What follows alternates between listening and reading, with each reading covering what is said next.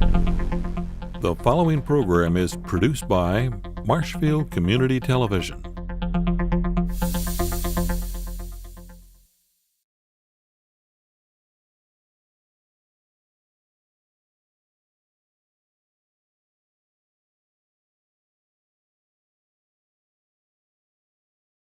Thank you for inviting me here today.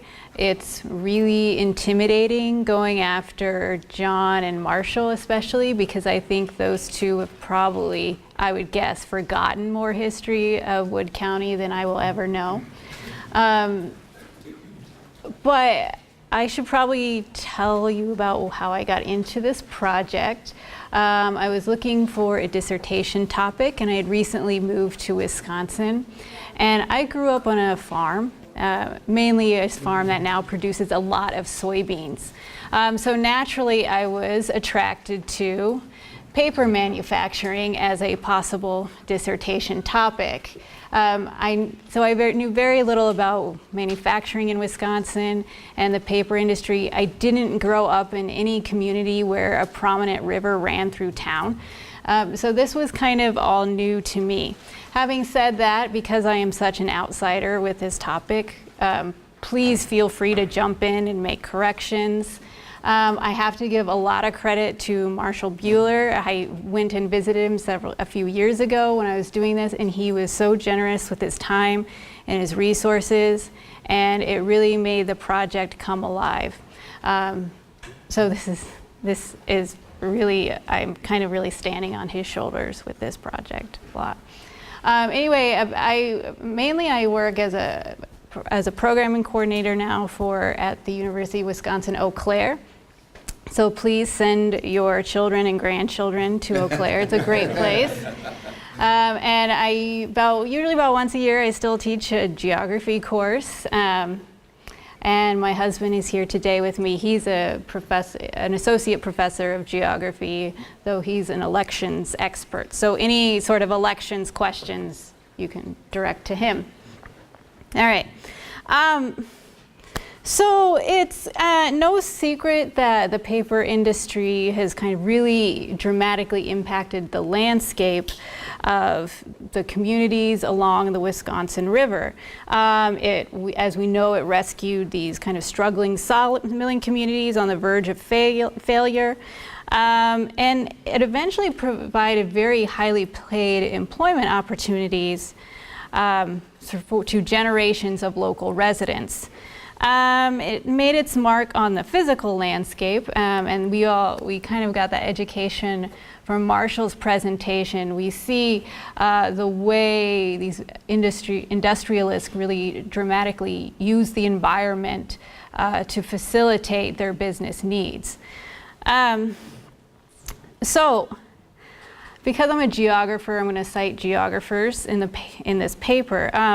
Geographer Richard Walker writes, "The heart of every economy is industrial production, and the heart of every economic geography lies in the spatial patterns and the physical landscapes industry creates." It should also be noted that industry does not have strict control over this place-making process.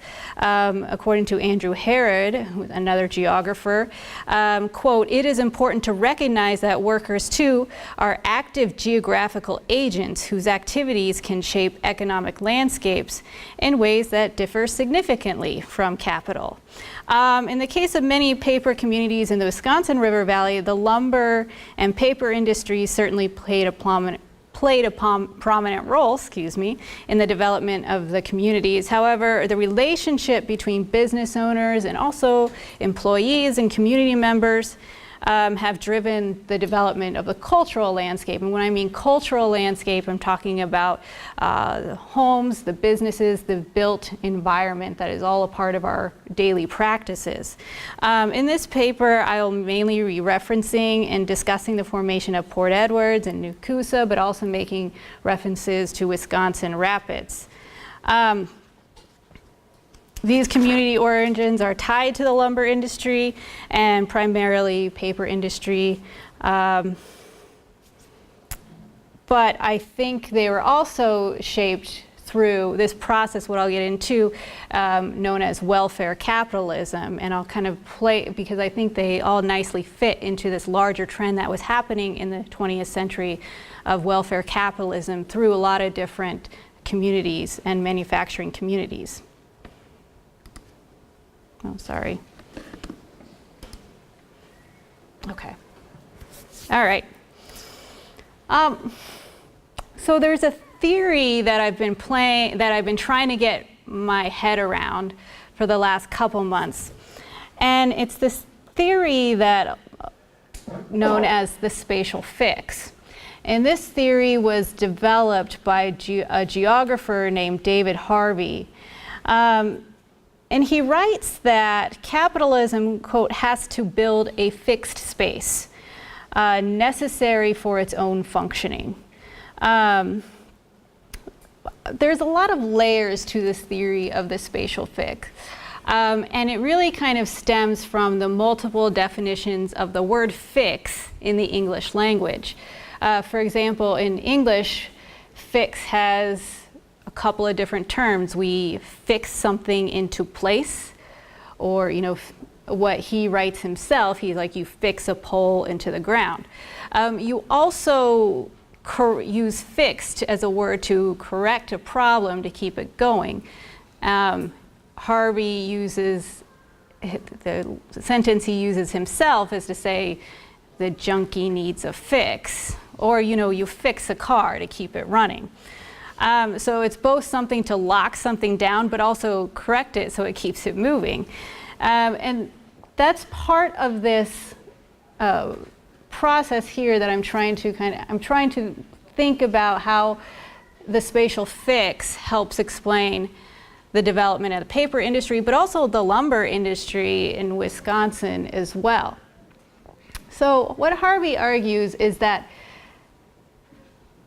capitalism is addicted to geographic expansion. And it's baked into the DNA of the system. And so what it does, it will seek out new locations. Much like it really did with the development of the lumber industry. And it will bring that geographic location into this complex trade network system. So as forest historians know, we had the development of the lumber industry, but it wasn't operating in isolation. It was part of this larger system of the developing capitalist economy in the United States. So, for example, has anyone ever read the book Nature's Metropolis? A couple people. If you haven't read it, you need to read it now. I think it's a book written by William Cronin, and what he does is really talks about the development of Chicago. And he does it by really kind of displaying and arguing and laying out how Chicago was really developed by drawing in all of these resources from the hinterland. And lumber was the same, and we also know lumber went to Dubuque, it went to St. Louis, but it also went to Chicago. And so from there it was used and sold off because it built buildings, structures that again facilitated the growing economy of the United States. So as we can see this play out, as capitalism moved westward, Wisconsin became an important site of lumber production. Lumber in itself was crucial in aiding the expansion of capitalism into the Midwest. As towns began to grow, demand for lumber increased. Town builders required it. And of course, it was still an important source of fuel for heating and cooking. So the decline of lumbering meant changes to the economic geography of the region. Huge acreages once owned by logging companies were forfeited to the government for non-payment of taxes, for example, and much of this land was then sold cheaply to speculators to be turned into farms. Sometimes the timber companies also sold land directly to settlers when faced with declining profits. So just as lumbermen who first came to Wisconsin were escaping a bust cycle within eastern pineries, so now many Wisconsin owners headed further out west to Washington and Oregon. So again, here's that geographic expansion happening, because part of the spatial fix is that if you run into problems in a certain area, you go and find a new place to carry out your activities. So you don't really solve any problems with capitalism, you just kind of move them around geographically. And so we see that applying, from the flour milling industry on the Fox River Valley. It moved westward to the Dakota, to Minneapolis, drawing grain from the Dakotas.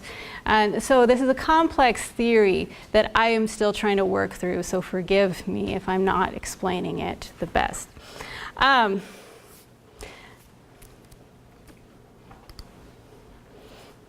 So as we learned on our tour yesterday, the first mill in the Wisconsin River Valley was established in about 1887. I think I have it written 1888 on that. This is a map here that was made by my husband for me from a few different sources. Really the hearth area of the industry is located in here in Wood County, and then really does kind of a northward shift. A general northward trend, but though it's not perfectly, because obviously we have establishment of a mill at Tomahawk and Rhinelander in 1903, and then Wausau in 1899, and Ward Paper Company in Merrill 1922. The initial mill companies, as I said, was formed in 1887. The first mill erected in South Centralia, and sorry, I read that. Another mill was constructed south of the Centralia mill in 1893. That's Nakusha. Overall, the mills in Wood County served as the hearth. Again, as we learned from our tours yesterday, the mill at Nakusha was founded by Thomas Nash. Louis Alexander, son-in-law to John Alexander, was president of the John Edwards Manufacturing Company. He decided to start producing newsprint and built their paper mill on site of their former sawmill. 12 years later, that company would merge with surrounding paper mills in Nakusha and Centralia to form the Nakusha Edwards Paper Company, also known as NEPCO. The corporate headquarters were located in Port Edwards. When Port Edwards was a sawmill town, the mill served as the center of the village, and the community emanated from there. The Sanborn map of 1891, if you haven't utilized Sanborn maps in your work, these are amazing resources, especially to look at over time, because they really give a detailed representation of the business district in a lot of communities.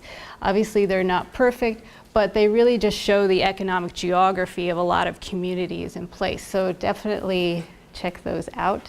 I don't have it, but these images are used with permission from the Wisconsin State Historical Society. The Sanborn map of 1891 depicted the sawmill as a series of buildings located on the site of the future paper mill. The main structure straddling the river and its bank housed saws themselves. A water wheel occupied the northeast corner, and shingle and lath mills occupied outbuildings near the main building. Long log piles, some 20 feet tall, stretched nearly 400 feet to the east, and iron tramways connected them to the mills. At this time, while the area was becoming known as Port Edwards, officials at the Sanborn Company regarded it as merely an extension of the town of Centralia, because they kind of just shoved it all on one map as a part of the kind of Grand Rapids Centralia Sanborn editions. And they didn't really deem anything else in the area worthy of documentation. The Sanborn map of 1895, 1 year before the founding of the mill, shows just the sawmill and notes that it's no longer running.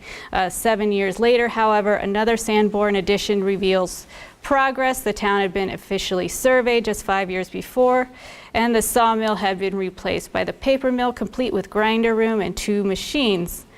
The 1909 map reveals how much the landscape changed over a 14-year period. The new mill, which I don't have pictured here, is much more complex. It included a grinder room above the tail race and 8 water wheels.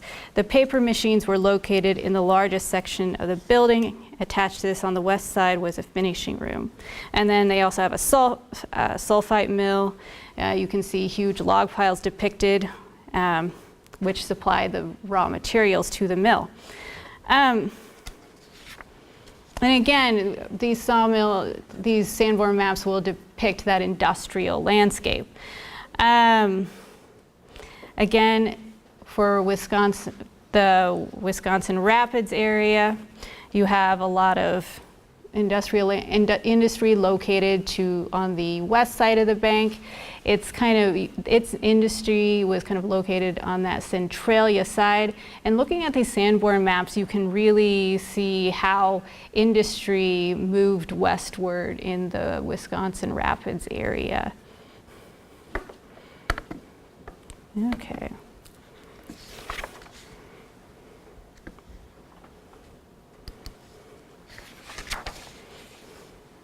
So, this is a great source of maps, I think, for the region, the Standard Atlas of Wood County, Wisconsin. There was one produced in 1909 and another one in 1928, and very detailed maps. So here you see the kind of industry. Okay. So industry located to the south of this image here. There's the site of the current YMCA. Generally, the village grew in a northward movement, expanded north in this direction.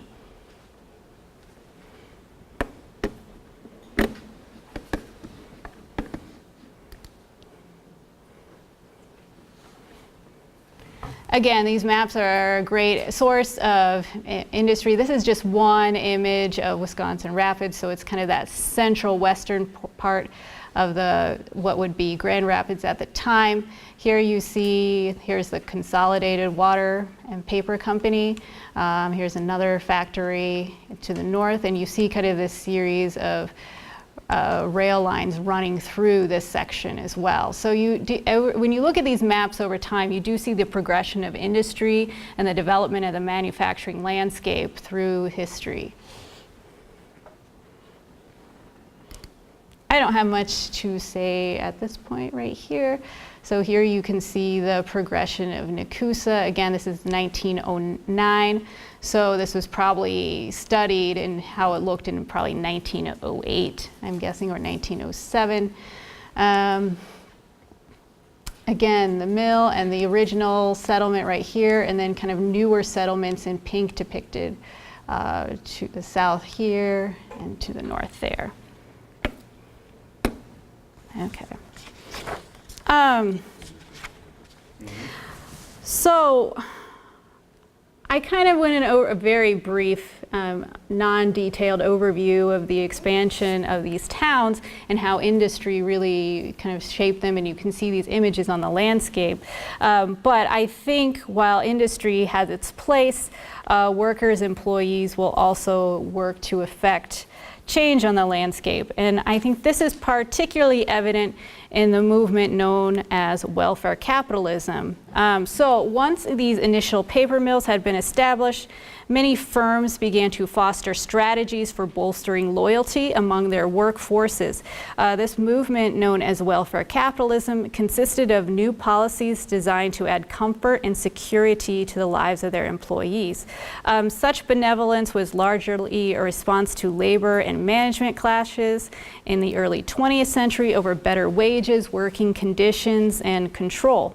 The programs also sought to stem labor turnover, which was highly costly for firms.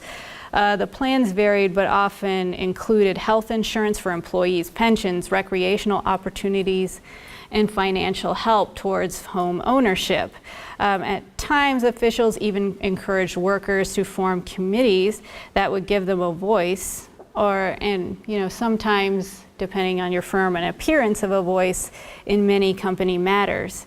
It also took on a physical dimension, which is what I'm more interested as a geographer, is like the physical manifestation of welfare capitalism. Companies would provide parks and schools for the community and enlist the help of architects to create beautifully planned communities. Some industrial firms chose to provide housing or incentives to encourage home ownership. We can see examples of welfare capitalism playing out in all three communities, but I think it's especially acute in the village of Port Edwards and also Nakusha. Port Edwards and Nakusha are often considered examples of company towns.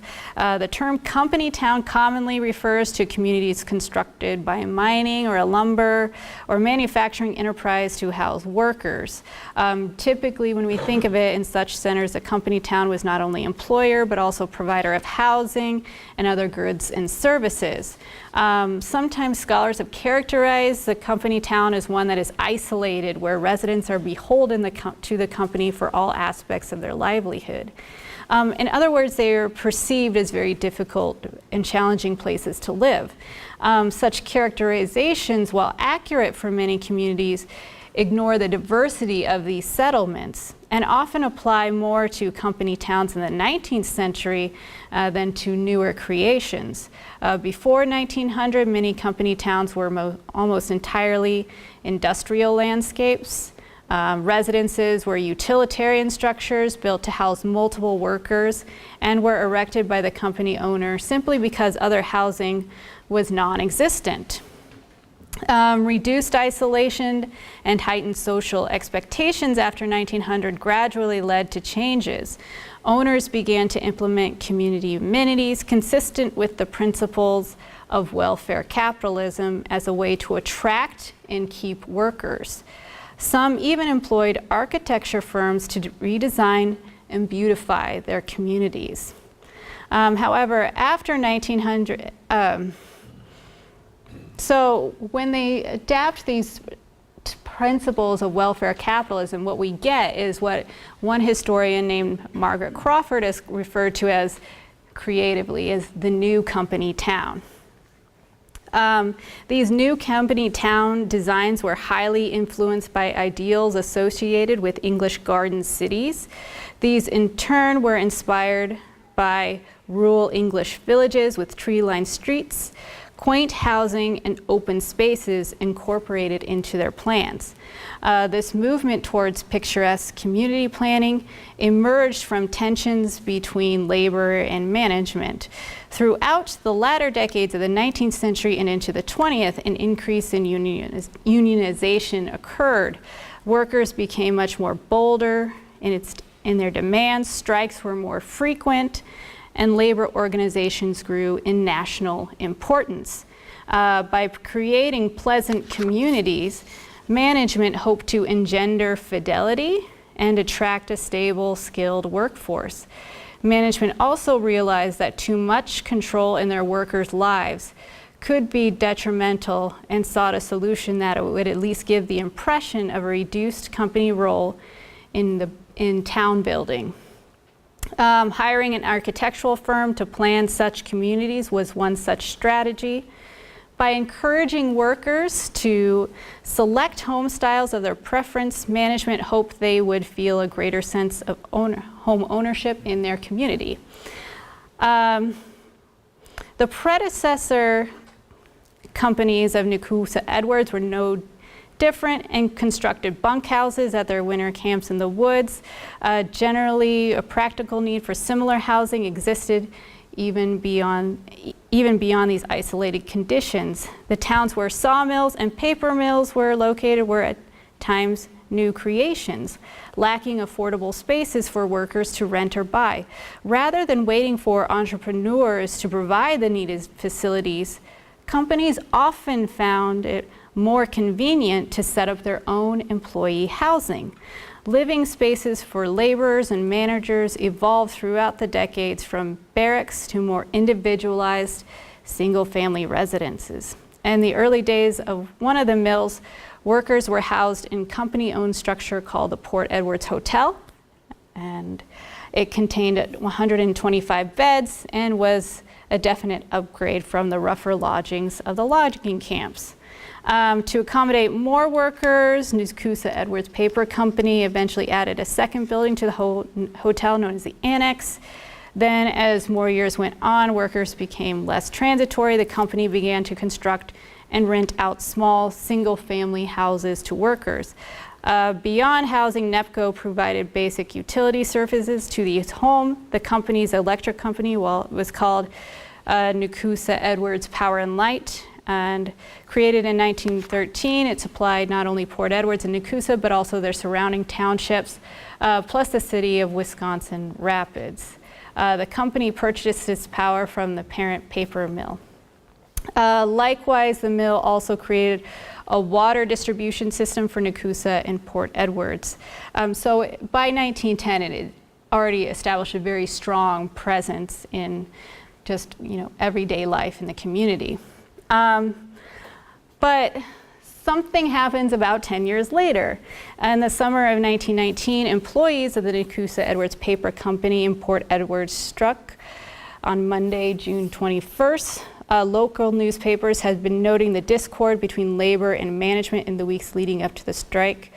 The Department of Labor had even sent out an attorney to mediate between the two sides. Workers were demanding that the company recognize the union as a bargaining agent for wages. They also sought an 8-hour workday and the ability to form a committee of employees that would approve new hires. It was decided amongst the workers that if the company had failed to meet their demands, that they would walk off the job, and that's what happened, despite attempts at mediation.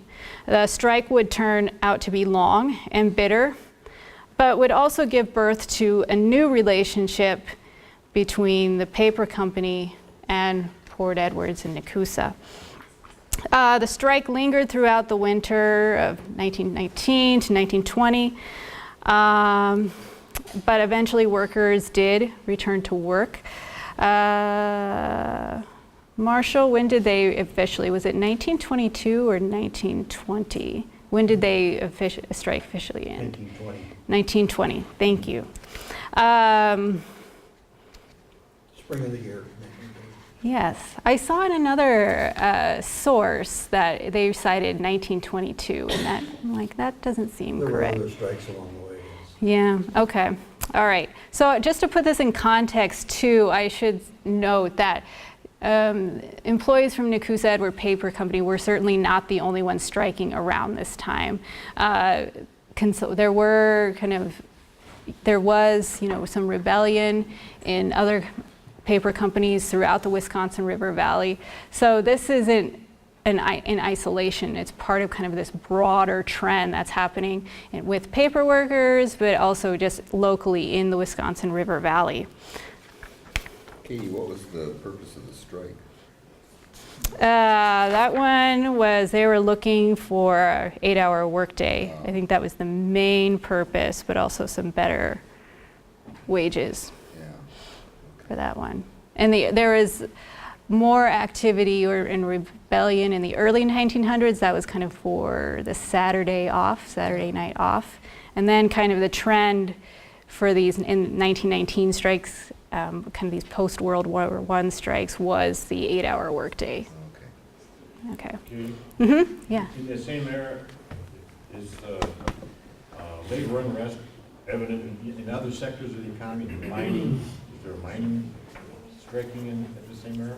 I mean, is there something happening nationally? Yes.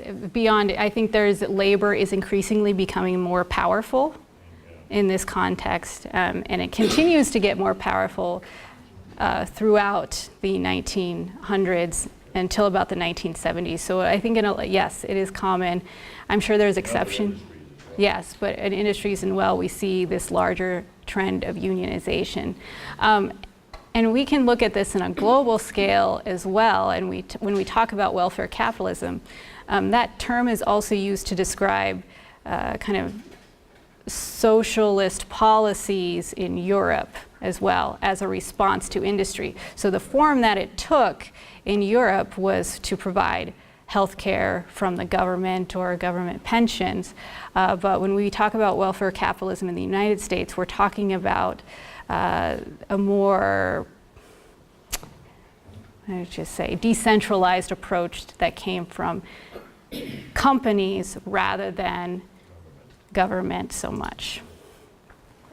Okay. All right. So at some point towards the end of the strike, management distributed a pamphlet in which they actually blame the strike on the unions rather than seeing the strike as kind of the will of the employees. I don't know if the decision to kind of blame it as the strike on the, like as something that came from outside the company as a part of the union was a way to help diffuse tensions or not. But I just thought that that was a rather interesting note. Okay, so workers at NEPCO wouldn't strike again until the 1960s. This one was probably really unsuccessful for workers. I should say they eventually came back to work, and the employees didn't really get what they wanted. So they kind of, you could say they lost that strike in 1919. But looking back, the strike of 1919, while very acrimonious, did serve as an important step in the remaking of Port Edwards and Nakusha.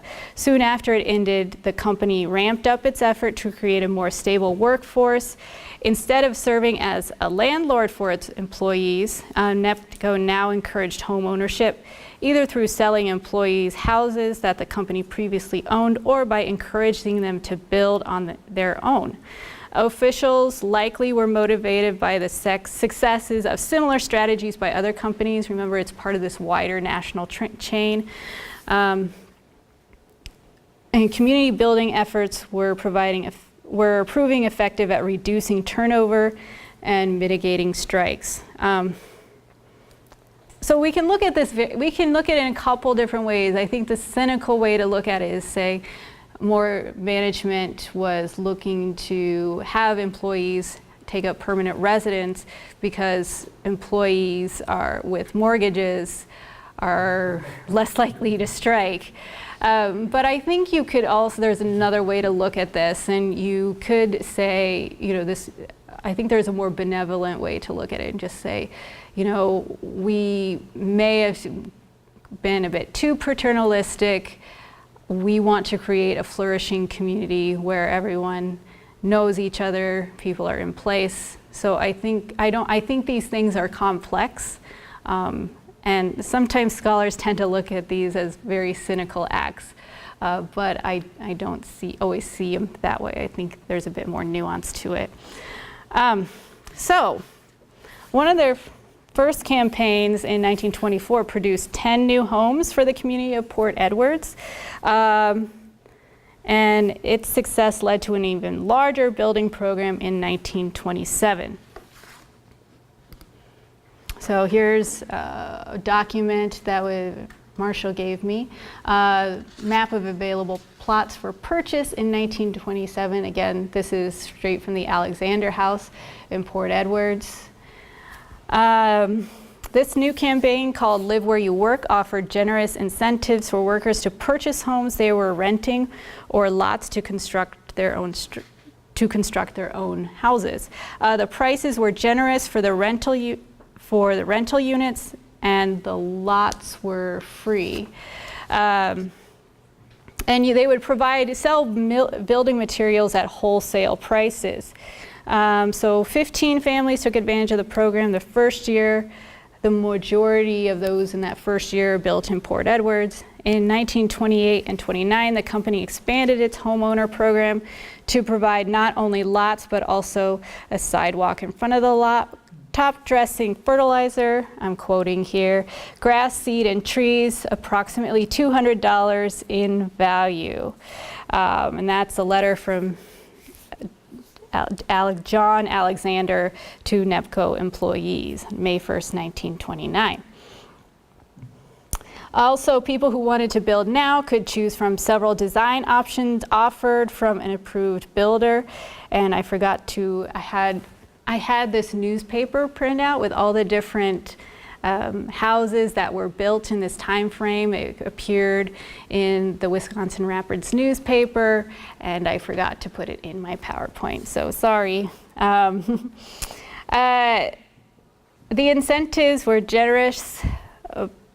Okay, sorry, and a letter to NEPCO employees in 1929, General Manager John Alexander wrote that such employees will receive, that take advantage of this, will receive careful consideration in permanent employment and promotion. The incentives were generous, but these efforts were not as successful as NEPCO management had hoped. An investigation in 1929 revealed that only 24.6% of married men who worked at Port Edwards actually owned a home there. Another 34.7% of this group lived in Wisconsin Rapids, with the remainder scattered. The company's campaign at Nakusha, you could make an argument, was a bit more successful. Nearly 40% of married males who worked for the Nakusha mill owned their own home in that community. During the economic depression of the 1930s, the company sold many of the remaining homes it owned as a way to raise capital. In the late 1940s, officials again experimented with building new homes and made one last push in the 1950s. This latter program offered credits to encourage employees to build in the town where they worked. I don't really know why it wasn't that successful. I wanted to point out this. You may have seen this, hopefully you saw this when we visited the Alexander House yesterday, but I wanted to kind of point out that this was a plan that never came to fruition because of the Depression. So obviously the capital was not there to do it. But I think if you go to Port Edwards today, when I go and I see it, I do see elements of this on the landscape. You see the curved roads, some tree-lined landscapes, and it's a very beautiful village. And obviously, as Marshall mentioned, this recreational area never really came into fruition. But when I look at the plan, and when you see the plan, this is exactly the kind of thing that Mary Crawford was describing in her work on the new company town, and importing those principles of English garden cities. So while it never kind of fully was realized, I think the elements are very much there. Okay. I'm just going to briefly mention, and I'll wrap it up. We see this taking place in through George Meade and his efforts. He did a lot of beautifying of the Wisconsin Rapids, Grand Rapids area. We see the Meade-Witter block nearby. And what they did was he really funded, through the help of a lot of women's groups, he really used a lot of his money to fund these beautification processes in these manufacturing town. And that was kind of part of this larger trend as well, where a lot of industrialists wanted to beautify their communities, probably to give them a little bit more status and also kind of give back to their communities as well. So we see welfare capitalism in place in Wisconsin Rapids as well. And I will cut it off there. And thank you so much. And please let me know if you have any questions. Okay, can we thank Katie? Yeah. Thank you.